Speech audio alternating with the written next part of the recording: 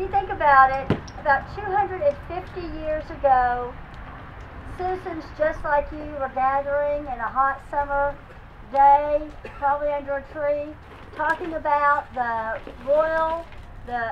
ruling class in England, how they were taking away the freedoms that people were beginning to enjoy. You could come to America, you could have a farm, you could have a business, you did not have to be born into royalty to own land. And that's what this country is all about. The freedom to succeed as well as the freedom to not succeed. It's personal responsibility. Well, back then, our citizens were breaking away from the royalty, the King of England. Today we have new royalty. It's called the ruling elite in Washington. The ruling elite. And they're doing the exact same thing. How are they doing it? By taxing us out of our homes, taxing us to lose our businesses.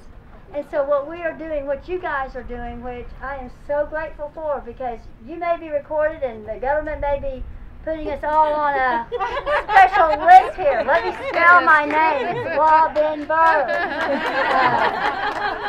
But to take this stand for freedom so that our children will have the opportunity to succeed, to fail, but at least to have that opportunity and to know a country that we grew up in.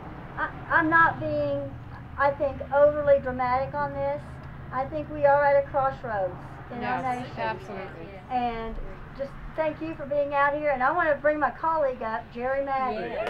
He's also, let me tell you, it's no accident that Texas is one of the, 7 states that we do not have a deficit. That we actually were able to keep money in the bank. And the reason is because we have citizens in this state that hold us accountable. It's not that we're so great, it's that folks hold us accountable. And please keep doing it. Hang in there. I think we're going to prevail, but it's going to be tough, really.